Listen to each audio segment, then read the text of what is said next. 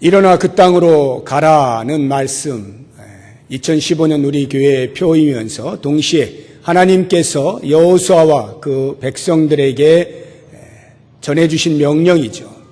그들은 그 명령을 따라서 요단강을 건너고 가나안으로 들어갑니다. 그리고는 처음 만난 전투의 성이 여리고 성입니다. 그 여리고 성에서 하나님의 놀라운 기적을 맛보죠. 인간의 힘으로 쓰러뜨릴 수 없는 초롱성이었던 여리고성을 하나님의 방법으로 하나님의 전쟁임을 입증하면서 13바퀴를 돌고 나팔을 길게 불며 함성을 지를 때 하나도 남지 아니하고 그 여리고성이 다 무너지는 것을 경험하였습니다. 우리는 이와 같은 말씀을 들을 때 몇 번을 들어도 여전히 그 말씀에 대하여 흥분함이 있습니다. 가슴이 찌릿찌릿해지고요. 가슴이 막 뛰죠. 하나님께서 역사하시는 그 놀라운 일들을 우리의 삶에서도 보여주시기를 소망하는 마음이 생깁니다. 그래서 제가 전에 섬기던 교회에서 전도를 할 때 여리고 전도법을 시행한 적이 있습니다. 교회가 아파트 안에 있었던 교회인데 성도들이 다 함께 나와서 아무 말 하지 않고 그 아파트의 전체를 돌 수 있는 동선을 마련을 하고 도는 겁니다. 한마디도 하지 않습니다. 그냥 걸어요. 아파트 전체를 뺑 돕니다. 물론 돌면서 아파트가 무너지기를 위해서 도는 건 아니고요. 그 안에 있는 악한 영들이 무너지기를 위해서 기도하고 도는 거겠죠. 그리고 그 안에 구원받을 백성들이 많이 생길 것을 소망하면서 그렇게 전도를 하는 것입니다. 마치 하나님의 능력으로 여리고성이 하나도 남김없이 무너지는 역사를 전도할 때에도 그와 같은 놀라운 일이 있기를 소망하면서 여리고 전도법이라고 하는 것이 개발이 되었겠죠. 또는 교회 부지를 마련하려고 할 때에도 많이 사용되는 것이 이 여리고 법이죠. 부지를 공식적으로 구입을 하든지 아니면 생각으로만 하든지 하는 경우에 그 부지를 뺑뺑 도는 겁니다. 하나님께서 이 부지를 반드시 우리에게 주실 것이다. 하나님의 놀라운 역사, 우리의 힘으로는 할 수 없지만 하나님은 하실 수 있다라고 기대하면서 돌죠. 그것이 전부 이 여리고성 전투가 하나님께서 역사하신 초자연적 능력이 나타난 것임을 알고 그것이 오늘날 나에게도 우리의 환경 가운데서도 일어날 것을 소망하면서 하는 것 아니겠습니까? 제가 한 10여 년 전쯤에 중국에서 선교하시는 분의 그 간증을 들은 기억이 납니다. 너무나 생생해서 지금도 잊지를 않는데요. 이 중국 땅은 그렇게 전도가 용이하지 않죠. 음성적으로 해야 됩니다. 10여 년 전에는 더욱더 그렇죠. 그분이 몰래 선교를 하고 있는데 그만 보안 당국에 발각이 되었습니다. 그래서 이 보안국에서 부대를 이끌고 와서 이 선교사님이 기거하는 집에 이제 와서 포위를 하고 확성기로 나와라, 자수해라 이렇게 한 겁니다. 그 당시에 자수를 하면 살려주는 건 없습니다. 그냥 죽는 거죠. 그러니까 이제 순교를 각오해야 되는 그러한 상황이 발생한 겁니다. 이 선교사가 집에서 기도하는 중에 하나님 이렇게 제 목숨을 가져가십니까? 저로 순교하게 하시는 겁니까? 하다가 성령의 인도하심을 따라 기도를 하는데 만약에 하나님께서 저를 더 살리실 이유가 있으시면 이곳에서 복음을 전할 이유가 더 있으시다고 한다면 제가 이제 나가게 될 터인데 저들의 눈을 가려주십시오. 이렇게 기도를 하고 나간 겁니다. 그리고 이제 죽으면 죽으리라 하고 나가는데 이게 웬일입니까? 주변을 포위하고 있던 그 사람들 중에 단 한 사람도 이 선교사님을 보질 못하는 거예요. 그리고는 그 사이로 유유히 걸어가는데 발견을 못하고 지금까지 내가 선교생활을 하고 있노라 하고 간증을 하는 소리를 제가 들었습니다. 저 개인적으로도 뭐 그런 간증을 하자고 한다면 없지는 않습니다. 어마어마한 그 정도는 아니더라 하더라도 내 힘으로 할 수 없는 것을 하나님이 하게 하신 것에 대한 간증은 할 수가 있는데, 여러분들도 아마 분명히 한두 번쯤은 그런 하나님이 하시지 않고는 될 수 없는 일을 경험하신 적이 있을 겁니다. 그러면서 그 하나님을 찬양하고 감사하지 않았습니까?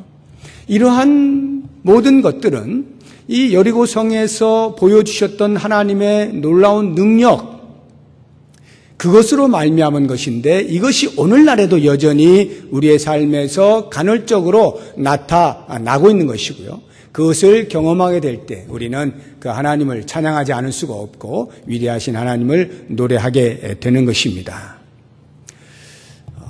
성경에는 이와 같은 하나님의 일하심이 있는가 하면 그와는 반대로 전혀 초자연적 능력이 아닌 또 다른 차원에서의 하나님의 일하심이 있습니다. 그것에 대한 대표적인 것이 여리고성 다음 전쟁이었던 이 아이성 전투에서 선명하게 나타납니다. 우리가 신앙생활을 하면서 이 여리고성에서 보여주신 하나님의 그러한 능력들을 맛보게 될 때는 정말 짜릿짜릿하고요, 환희가 넘칩니다. 신앙생활 하는 맛이 나는 거죠. 야, 과연 하나님이시다. 그런데 만약 모든 환경과 사건 속에서 하나님의 그러한 초능력적, 초자연적인 능력만을 기대한다면 그것은 자칫 잘못하면 마약 중독과도 같이 됩니다. 마약이 처음부터 많이 해서 중독되는 거 아니죠. 처음에 아주 조금 합니다. 요즘은 이 마약이 서민 생활에까지 침투해 들어와서 문제인데요. 아주 조금 맛을 보아서 환희를 경험합니다. 그런데 그것이 중독이 되는 것은 그 다음 그 환희를 맛보려면 조금 더 강하게 써야 돼요. 그렇게 해서 한 차례, 두 차례, 세 차례 횟수를 지나면서 점점 더 강하지 아니하면 만족이 안 되는, 그래서 결국에는 중독자가 되는 거거든요. 우리가 혹시 신앙생활하면서 능력 중독자가 되지 않을까 하는 염려를 해야 합니다. 하나님의 능력이 나타날 때만이 하나님이 살아계시고 하나님이 역사하셨다라고 말하게 되는 이 능력 중독은요, 한 번, 두 번은 큰 문제가 없지만 점점 시간이 지나면 결국에는 하나님은 보이지 않고 하나님이 행하시는 능력만을 보게 되면서 본질을 놓치고 현상만을 붙잡는 일이 벌어지게 되는 거예요. 그런데 놀라운 것은 우리의 삶에서 이렇게 하나님께서 초자연적인 능력을 행사하셔야 할 사건들은 그다지 많지가 않다는 것입니다. 우리의 일상의 삶에서 100가지의 일이 있다면 그중에 아마 99가지, 99가지는 평범한 하나님의 일하심 속에 진행이 되어지고 그중에 간혹 한 번 정도가 하나님의 초자연적 능력을 행사하실 사건이 될 것입니다.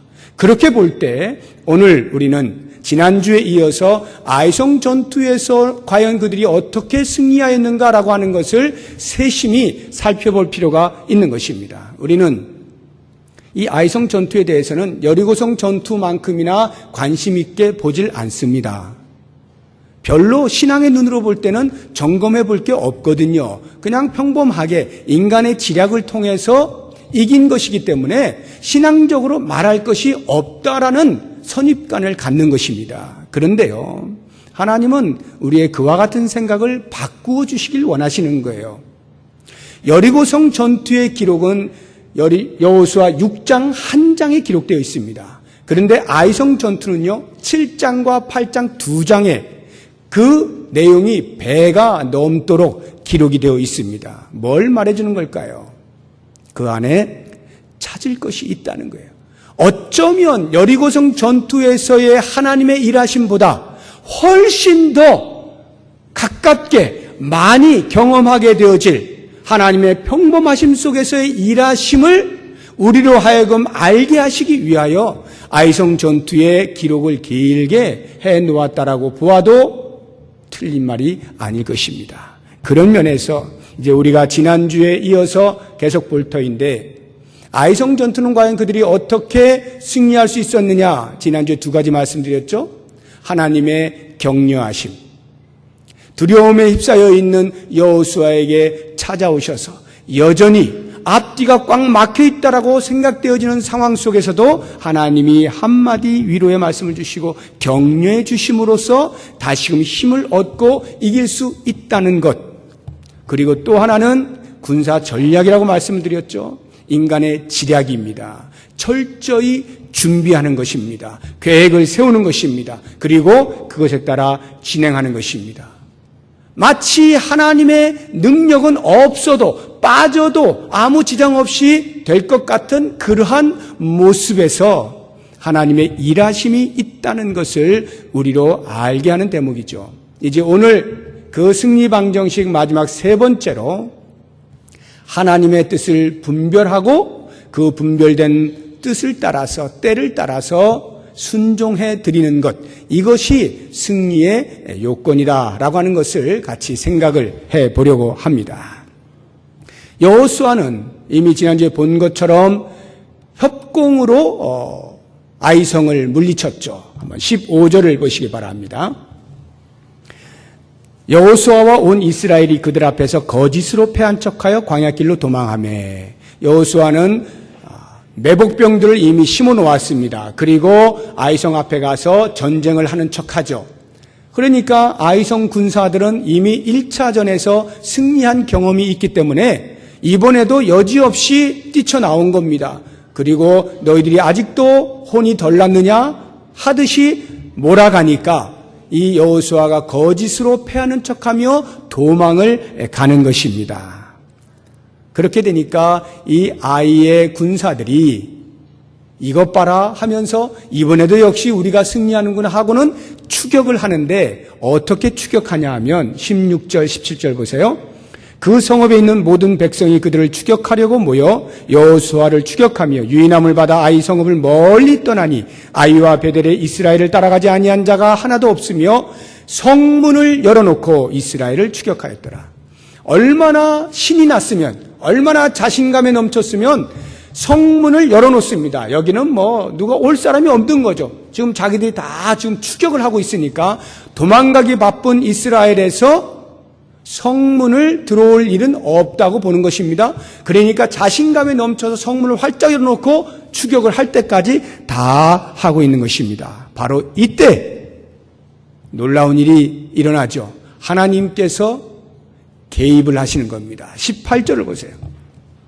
여호와께서 여호수아에게 이르시되 내 손에 잡은 단창을 들어 아이를 가리키라. 내가 이 성읍을 내 손에 넘겨주리라. 여호수아가 그의 손에 잡은 단창을 들어 그 성읍을 가리키니, 하나님께서 여호수아에게 손에 들고 있는 단창을 아이를 향하여 가리키라는 거예요. 그러면 매복하여 있는 군사들이 그것을 신호로 알고 일어나서 행동을 개시하겠다라고 하는 것이죠. 결국에 그 신호를 받자마자 매복병들은 어떻게 합니까? 19절에 그의 손을 드는 순간에 복병이 그들의 자리에서 급히 일어나 성읍으로 달려들어가서 점령하고 곧 성읍에 불을 놓았더라. 여호수아가 손을 들자마자, 이 이야기는 계획된 대로 사인을 받자마자 그들의 자리에서 급히 일어나, 허둥지둥이라는 뜻이 아니라 조금도 주저하지 아니하고 지체하지 아니하고 즉시로, 이런 말이에요. 즉시로 쌓인 대로 행동 개시를 하여서 성읍을 점령하고 불을 질러서 점령을 마쳐버리는 것입니다. 적절한 타이밍, 하나님께서 그 타이밍을 알려주시는 거죠. 만약에 그 타이밍을 놓쳤다고 한다면, 너무 일찍 하거나 아니면 너무 늦게 행동 개시를 하면 실패할 수가 있겠죠. 적절한 타이밍에 그 공격을 개시하는 것은 그들이 승리하는 일에 있어서 직접적인 요소 중에 하나가 되는 것입니다. 바로 이 일을 하나님께서 개입하여 알려주셨다라고 하는 것이죠. 자, 그런 면에서 이제 우리는 먼저 만사에 하나님의 때가 있는 것을 알 필요가 있습니다. 하나님의 때, 그 하나님의 때가 있다는 말은 곧 하나님께서 살아계셔서 온 우주 역사를 운행해 가신다는 거예요. 다스리신다는 거죠. 통제하시는 것입니다. 하나님의 계획을 따라서 하나씩 하나씩 진행해 가신다라고 하는 말입니다. 그래서 하나님께서 온 인류를 구원하시고자 할 때에 하나님의 계획해 놓으신 때에 예수 그리스도를 이 땅에 보내시지 않습니까? 갈라디아서 4장 4절을 보시면 때가 참에 하나님께서 그 아들을 보내사 여자에게서 나게 하시고 이렇게 말씀하고 있습니다. 여기 때가 참에라고 하는 말, in time, 타임이 꽉 찼을 때, 시간이 꽉 찼을 때, 이 말의 의미는 하나님께서 언젠가 며칠을 임의적으로 정해놓고 그날이 되어서 예수님을 보냈다라는 말이 아니고 그날에 예수님을 보낼 수밖에 없는 가장 적합한 그 때를 골라서 정해놓고 그 때가 꽉 차기까지 계속하여 그 구원의 역사하심을 그리스도의 오심을 위하여 주변의 것들을 만반의 준비를 다 갖추어 놓으셨다가 그 때가 무익었을 때 하나님이 바로 그 순간에 보내셨다 이런 말이에요. 만사가 하나님의 때가 있는 것이죠. 전도서 3장 2절부터 8절에 보면 14가지 종류의 때가 나옵니다. 사람이 날 때가 있으면 죽을 때가 있는 것이고 심을 때가 있으면 뽑을 때가 있는 것이고 병들 때가 있으면 나을 때가 있는 것이고 일할 때가 있으면 쉴 때가 있는 것이고 돌을 던질 때가 있으면 돌을 거둘 때가 있다는 등등의 이러한 때들이 있다는 것을 말씀합니다. 우리 인생의 때가 14가지만 있겠습니까? 모든 것이 다 때인데 하나님께서 그 때 안에 간섭하시고 통제하시고 다스리신다라고 하는 것. 우리가 이 하나님의 때를 간과하지 말아야 합니다. 하나님이 역사하시는 것에 대하여 인식을 할 수 있어야 합니다. 우리는 잘 나갈 때 하나님을 무시하기가 쉬워요. 왜냐하면 내가 생각한 대로, 내가 계획한 대로 진행이 되고 있기 때문에 거기에 굳이 하나님의 때 이런 걸 분별할 만한 그런 여유를 갖지 않아요. 그런 생각을 할 필요가 없습니다. 아무렇게는 안 해도 내 마음대로 진행이 되고 있기 때문에 그때 하나님의 때를 놓치기가 쉬워요. 반면에 잘 안 풀릴 때도 하나님의 때에 대하여 생각을 못할 때가 있습니다. 잘 안 풀려요. 하나님이 계시나? 하나님이 주무시고 계시는 건 아닌가?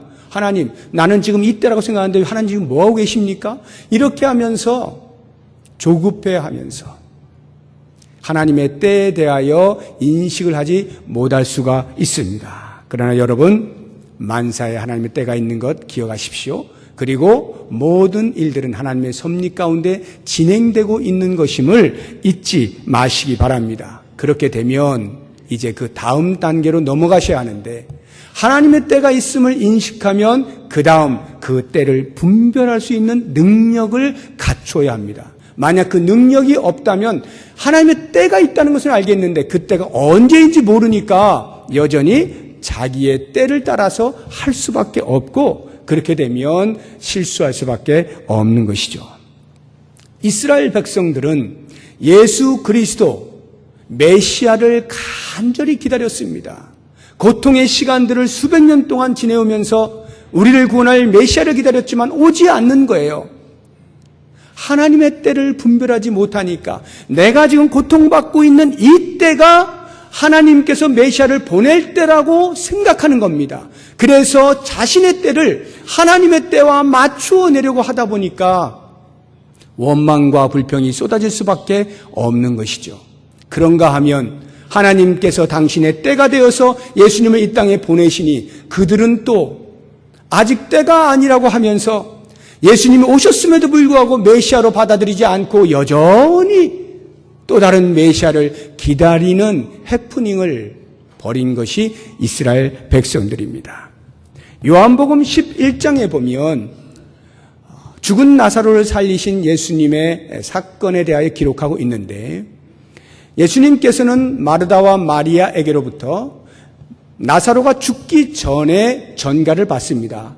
예수님, 우리 오빠가 지금 죽을 병에 걸렸는데 예수님이 오시면 분명히 고쳐주실 수 있을 것입니다. 빨리 와주세요. 전가를 받았는데 예수님이 어쩐 일인지 이틀 동안을 꿈쩍을 안 하시고 천천히 움직이시더니 결국에는 그 나사로가 있는 곳에 도착하시니까 죽은 지 4일이 지나버렸습니다. 더 이상 회복이 불가능해져 버렸죠. 마르다와 마리아가 예수님을 맞이하는데 얼마나 원망스러웠겠어요. 그것 조금 일찍 와주시면 될 것을 안 오셔가지고 우리 오빠가 죽었노라고. 그래서 마르다가 먼저 예수님을 만났을 때 예수님에게 말합니다. 예수님, 조금만 일찍 오셨으면 우리 오빠가 살았을 텐데요.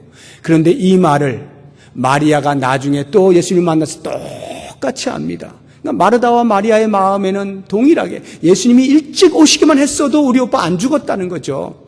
때를 잘못 맞추었다. 늑장을 부리시다가 타이밍을 놓쳤다라고 하는 것이 그들의 판단이었습니다. 그런데 실제로 요한복음 11장 2절에 보면은 예수님께서는 그 전가를 받았을 때 죽을 병이 아니라 하나님의 영광을 위하여다라고 하시면서 일부러 늦게 가신 거예요. 일부러 죽은 다음에 가신 거예요. 그래서 다시 살리심으로 그리스도의 부활을 예표하기 위하여서 그리스도의 능력이 어떠함을 그들에게 알게 하시기 위하여 일부러 당신의 때에 맞추어서 가신 거예요.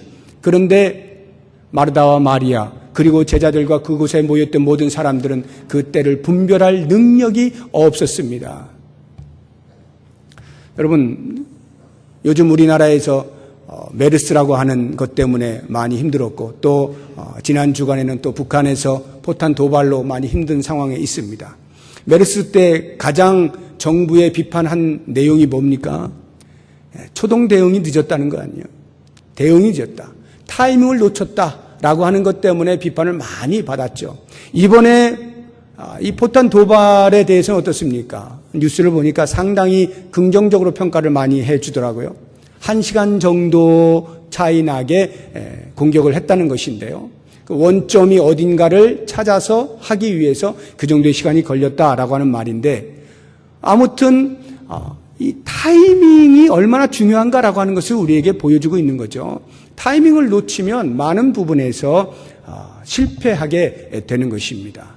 그런 면에서 이 마르다와 마리아는 예수님은 실패자다라고 말하고 있는 것에 비하여 예수님은 아니다라는 거죠. 나의 때를 너희들이 알지 못한다라는 것입니다. 성경에 보면 이렇게 하나님의 때를 분별하지 못하여 실수한 사람들이 제법 나옵니다.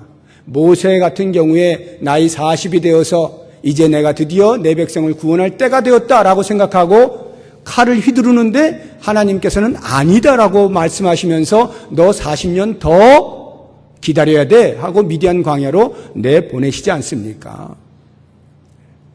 엘리야가 그 영적으로 암흑기였던 아합 왕이 통치하던 북이스라엘 땅에서 혜성같이 나타나서 내가 아합 왕의 코를 납작하게 만들어주고 살아계신 하나님을 증거하리라 하고는 담대하게 아합 왕 앞에 섰는데 하나님께서는 그때가 아니라고 하면서 3년 동안을 더 숨어 지내게 하면서 훈련을 시키시지 않습니까?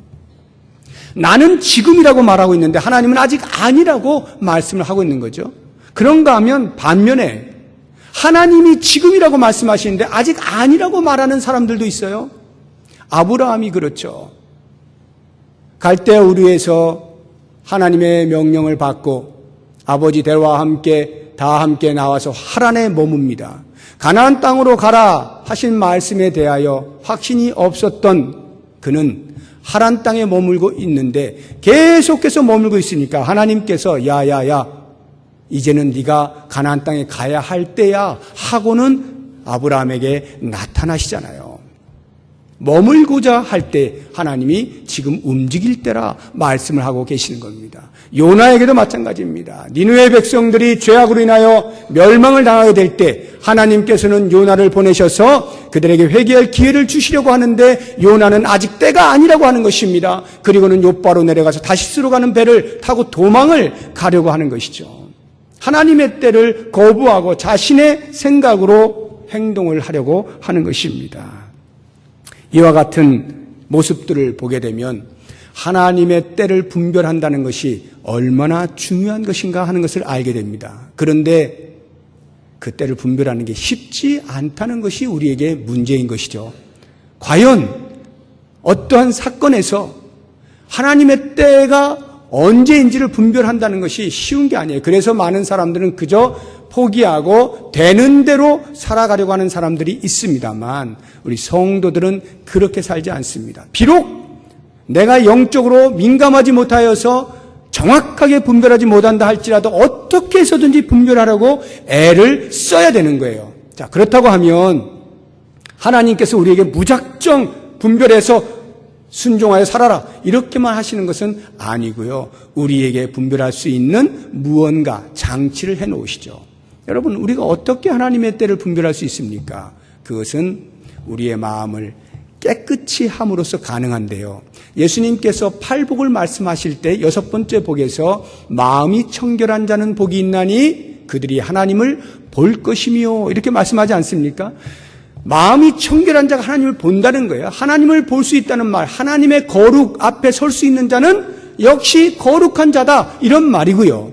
이렇게 하나님을 본다라고 하는 말은 주파수를 맞춘다는 뜻입니다. 주파수를 맞춰요. 우리가 방송을 볼 때 주파수가 맞지 않으면 지지지지 하면서 이렇게 그 소음으로만 들리지 않습니까? 명확하게 무슨 내용인지 알지 못하고 소리가 나오긴 나오는데 무슨 뜻인지를 알지 못합니다. 그런데 주파수를 잘 맞추면 깨끗하게 들리죠.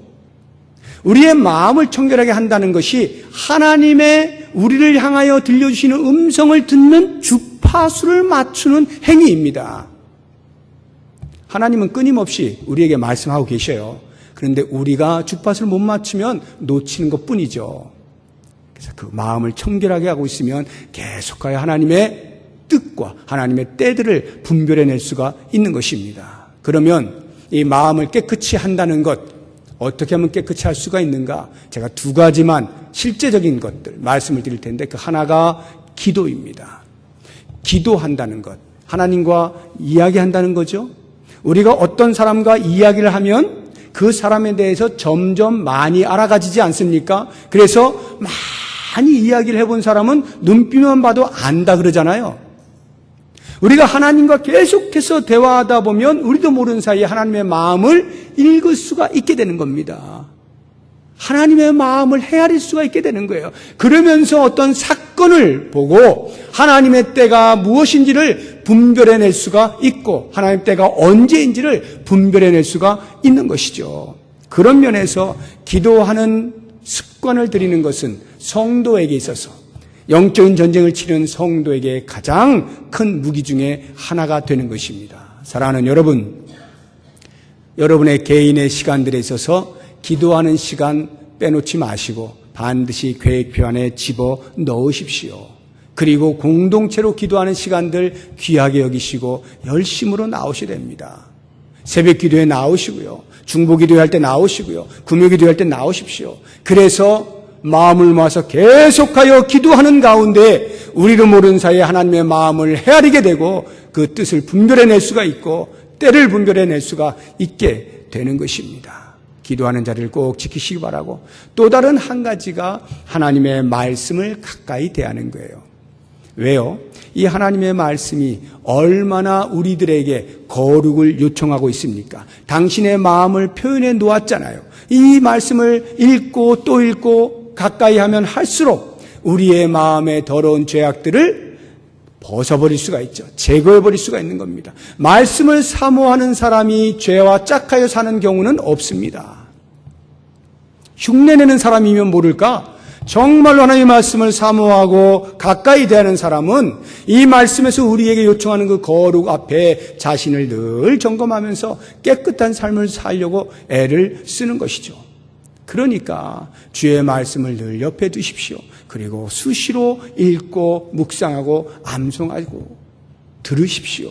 그렇게 하다 보면 우리도 모르는 사이에 우리의 영이 점점 깨끗해지면서 하나님과 통할 수 있게 되어지는 것입니다. 사랑하는 성도 여러분, 이제 오늘 말씀을 제가 정리를 해보려고 합니다. 제가 여리고성의 전투와 아이성의 전투가 어떤 차이가 있는지를 말씀을 드렸어요. 하나님의 초자연적인 능력이 나타나는 사건이 있는가 하면 지극히 일상적인 것에서 함께 하시는 하나님의 일하시는 방법도 있다는 것을 말씀드렸습니다. 이 일상의 삶에서의 일하심이 우리의 삶의 대부분을 차지한다라고 할 때 아이성에서 과연 여호수아와 그 백성들이 어떻게 승리하였는가를 살펴보는 것은 매우 중요합니다. 그런 면에서 앞뒤가 꽉 막혀 있을 것만 같은 그러한 상황에 있을 때 여전히 찾아오셔서 우리에게 들려주시는 하나님의 격려의 말씀에 귀를 기울이시고 힘을 얻으실 수 있기를 바랍니다. 그 격려가 우리로 하여금 승리로 이끌어 줄 것입니다. 뿐만 아니라 하나님이 하신다는 것을 나의 게으름으로 합리화시키지 마십시오. 내가 해야 할 일, 내가 준비해야 될 것 철저하게 해나가십시오. 그 속에 하나님의 일하심이 있다는 것을 잊지 마시고요. 내가 했다라고 말하지 말고 여전히 그 속에서 일하시는 하나님 앞에 의존하고 겸손히 나아갈 때 우리의 준비되어진 상식을 통하여서 하나님께서 승리를 맛보게 하실 거고요.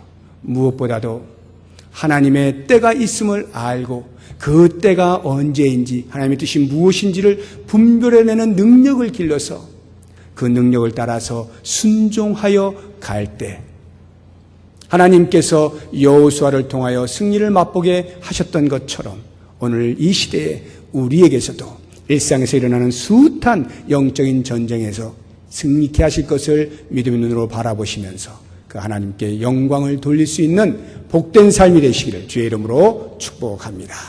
기도하겠습니다. 하나님 아버지,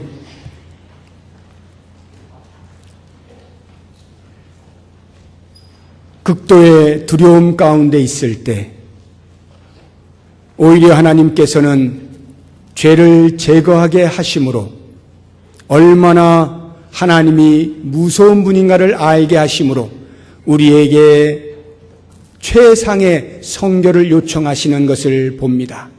여호수아가 그렇게 온 백성들과 더불어 성결을 유지하였을 때 하나님의 개입하시는 소리를 귀담아 들을 수가 있었고 그 들은 음성을 따라서 순종함으로 승리하게 된 것을 말씀을 통하여 보았습니다.